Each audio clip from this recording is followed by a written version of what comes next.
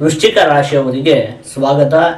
ನಾವು ಸೆಪ್ಟೆಂಬರ್ ತಿಂಗಳಲ್ಲಿ ನಿಮಗೆ ಏನೇನು ಫಲಗಳು ಪ್ರಾಪ್ತಿಯಾಗತ್ತೆ ಅಂಥೇಳಿ ಗ್ರಹಗತಿಗಳನ್ನು ಆಧರಿಸಿ ನೋಡ್ತಾ ಹೋಗೋಣ. ಮೊದಲನೇದಾಗಿ ಆರೋಗ್ಯಕ್ಕೆ ಸಂಬಂಧಪಟ್ಟಿರುವಂತಹ ವಿಷಯಕ್ಕೆ ಈ ಮಾಸ ಅಷ್ಟೊಂದು ಉತ್ತಮವಾಗಿಲ್ಲ.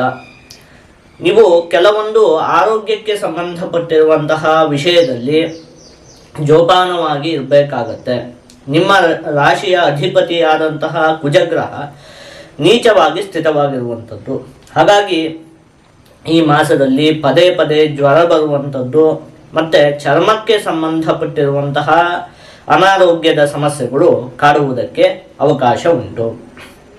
ಕುಟುಂಬಕ್ಕೆ ಸಂಬಂಧಪಟ್ಟಿರುವಂತಹ ವಿಚಾರಕ್ಕೆ ಈ ಒಂದು ಮಾಸ ಅತ್ಯಂತ ಉತ್ತಮವಾಗಿದೆ.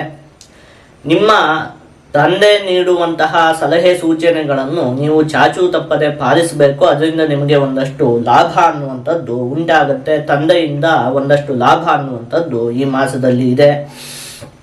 ಕುಟುಂಬದ ಸದಸ್ಯರಿಗಾಗಿ ಒಂದಷ್ಟು ಹಣದ ವ್ಯಯ ಮಾಡುವಂತಹ ಯೋಗ ನಿಮಗೆ ಉಂಟು.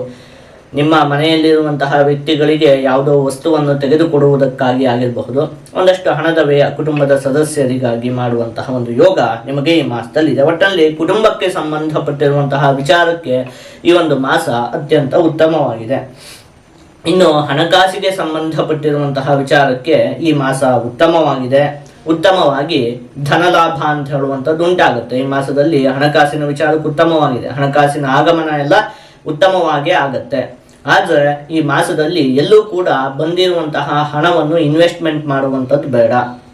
ಹಾಗೆಯೇ ಯಾರಿಗೂ ಕೂಡ ಈ ಮಾಸದಲ್ಲಿ ಸಾಲವನ್ನು ಕೂಡ ಕೊಡುವಂಥದ್ದು ಬೇಡ. ಹಣ ಎಲ್ಲ ತುಂಬ ಚೆನ್ನಾಗೇ ಬರುತ್ತೆ. ಅದನ್ನು ನೀವು ಎಲ್ಲೋ ಹಣದ ಇನ್ವೆಸ್ಟ್ಮೆಂಟ್ ಮಾಡುವಂಥದ್ದಕ್ಕೆ ಹೋಗೋದು ಬೇಡ. ಯಾರಿಗೂ ಸಾಲವನ್ನು ಕೊಡುವುದಕ್ಕೂ ಕೂಡ ಹೋಗಬಾರ್ದು. ಈ ಒಂದೆರಡು ವಿಚಾರದಲ್ಲಿ ಜೋಪಾನವಾಗಿದ್ದರೆ ಹಣಕಾಸಿನ ವಿಚಾರಕ್ಕೆ ಈ ಮಾಸ ಉತ್ತಮವಾಗಿದೆ.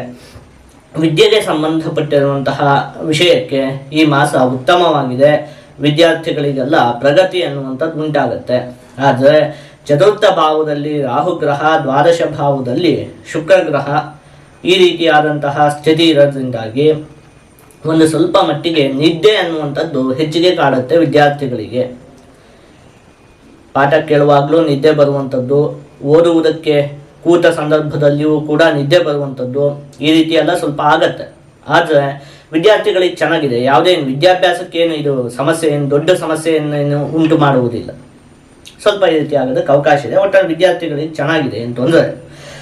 ಇನ್ನು ಉದ್ಯೋಗಕ್ಕೆ ಸಂಬಂಧಪಟ್ಟಿರುವಂತಹ ವಿಚಾರಕ್ಕೆ ಈ ಒಂದು ಮಾಸ ಅತ್ಯಂತ ಉತ್ತಮವಾಗಿದೆ.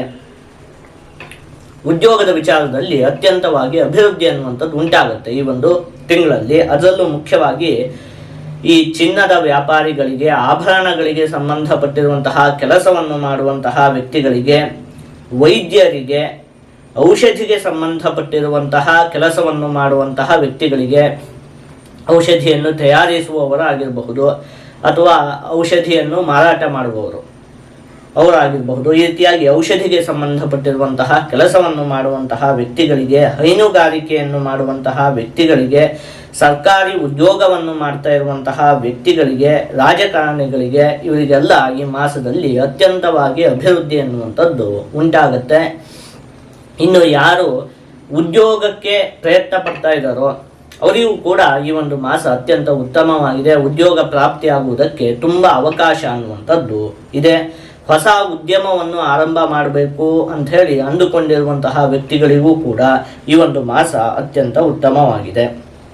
ಬುಧ ಗ್ರಹ ನಿಮಗೆ ಏಕಾದಶ ಭಾವದಲ್ಲಿ ಸ್ಥಿತವಾಗಿರುವಂಥದ್ದು.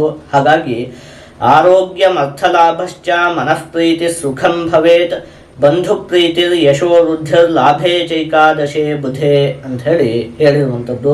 ಉತ್ತಮವಾಗಿ ಹಣಕಾಸಿನ ಆಗಮನ ಅಂತ ಹೇಳುವಂಥದ್ದು ಉಂಟಾಗುತ್ತೆ. ಬಂಧುಗಳ ಪ್ರೀತಿ ಎನ್ನುವಂಥದ್ದು ನಿಮಗೆ ಪ್ರಾಪ್ತಿಯಾಗತ್ತೆ. ಸಂಬಂಧಿಕರ ಒಂದು ಪ್ರೀತಿ ಎನ್ನುವಂಥದ್ದು ಪ್ರಾಪ್ತಿಯಾಗತ್ತೆ. ಸ್ವಲ್ಪ ಪ್ರಸಿದ್ಧಿ ಅನ್ನುವಂಥದ್ದು ಕೂಡ ನಿಮಗೆ ಪ್ರಾಪ್ತಿಯಾಗತ್ತೆ. ಇನ್ನು ತಂದೆಯ ವೃತ್ತಿಯನ್ನು ಮುಂದುವರೆಸುತ್ತಿರುವಂತಹ ವ್ಯಕ್ತಿಗಳಿಗೆ ಈ ಮಾಸ ತುಂಬ ಚೆನ್ನಾಗಿದೆ. ಉತ್ತಮವಾಗಿ ಲಾಭ ಅನ್ನುವಂಥದ್ದು ಉಂಟಾಗುತ್ತೆ. ಅಂದರೆ ನಿಮ್ಮ ತಂದೆ ಯಾವ ವೃತ್ತಿಯನ್ನು ಮಾಡ್ತಾ ಇದ್ರೋ ಅದೇ ವೃತ್ತಿಯನ್ನು ನೀವು ಕೂಡ ಮಾಡ್ತಾ ಇದ್ರೆ ನೋಡಿ, ಈ ಮಾಸದಲ್ಲಿ ನಿಮಗೆ ತುಂಬ ಚೆನ್ನಾಗಿ ಅಭಿವೃದ್ಧಿ ಅನ್ನುವಂಥದ್ದು ಉಂಟಾಗುತ್ತೆ. ಚೆನ್ನಾಗಿ ಲಾಭ ಉಂಟಾಗುವುದಕ್ಕೆ ಅವಕಾಶ ಉಂಟು. ಸ್ವಲ್ಪ ಮಟ್ಟಿಗೆ ಧಾರ್ಮಿಕ ವಿಷಯಗಳಲ್ಲಿ ಅನಾಸಕ್ತಿ ಉಂಟಾಗುವುದಕ್ಕೆ ಅವಕಾಶ ಉಂಟು. ಇಷ್ಟು ದಿನ ದೇವಸ್ಥಾನಕ್ಕೆ ಹೋಗೋದು, ಸ್ತೋತ್ರಗಳನ್ನೆಲ್ಲ ಓದುವಂಥದ್ದು, ಏನೋ ಜಪ ಮಾಡುವಂಥದ್ದು, ಈ ರೀತಿ ಒಳ್ಳೊಳ್ಳೆ ಅಭ್ಯಾಸಗಳೆಲ್ಲ ಇತ್ತು. ಈ ಮಾಸದಲ್ಲಿ ಇದೆಲ್ಲ ಮಾಡಬೇಕಾ, ಏನು ಪ್ರಯೋಜನ ಅಂತೆಲ್ಲ ಸ್ವಲ್ಪ ಅನಿಸೋದಕ್ಕೆ ಶುರುವಾಗುತ್ತೆ. ಇವತ್ತೊಂದು ದಿವಸ ಬಿಟ್ಬಿಡೋಣ, ನಾಳೆಯಿಂದ ಮಾಡೋಣ ಮತ್ತೆ, ಹಾಗೆಲ್ಲ ಅನ್ಸೋದಕ್ಕೆ ಶುರುವಾಗುತ್ತೆ. ಆ ರೀತಿ ಮಾಡಬಾರ್ದು. ಧಾರ್ಮಿಕ ವಿಚಾರಗಳಲ್ಲಿ ಸ್ವಲ್ಪ ಅನಾಸಕ್ತಿ ಉಂಟಾಗುವುದಕ್ಕೆ ಅವಕಾಶ ಉಂಟು.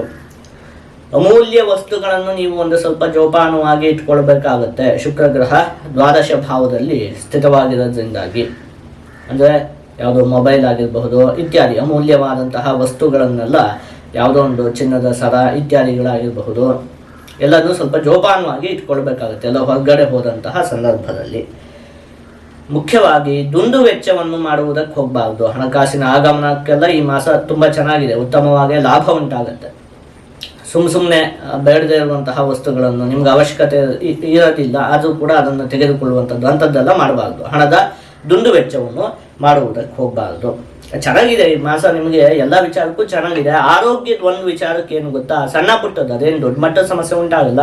ಪದೇ ಪದೇ ಜ್ವರ ಬರುವಂಥದ್ದು, ಮುಂಚೆನೇ ಹೇಳಿದ್ನಲ್ಲ, ಚರ್ಮಕ್ಕೆ ಸಂಬಂಧಪಟ್ಟಿರೋದು, ಹೀಗೆ ಸಣ್ಣ ಪುಟ್ಟ ಸಮಸ್ಯೆಗಳು ಉಂಟಾಗುತ್ತೆ ಬಿಟ್ಟರೆ ಇನ್ನು ಉಳಿದಿರೋ ಎಲ್ಲ ವಿಚಾರಕ್ಕೂ ನಿಮಗೆ ಈ ಮಾಸ ಚೆನ್ನಾಗೇ ಇದೆ. ಆದಷ್ಟು ನೀವು ಈ ಮಾಸದಲ್ಲಿ ಸುಬ್ರಹ್ಮಣ್ಯ ಸ್ವಾಮಿಯ ಆರಾಧನೆಯನ್ನು ಮಾಡಬೇಕು. ಹೀಗೆ ಮಾಡುವುದರಿಂದ ನಿಮಗೆ ಎಲ್ಲ ಶುಭ ಫಲಗಳು ಕೂಡ ಸಂಪೂರ್ಣವಾಗಿ ಪ್ರಾಪ್ತಿಯಾಗತ್ತೆ.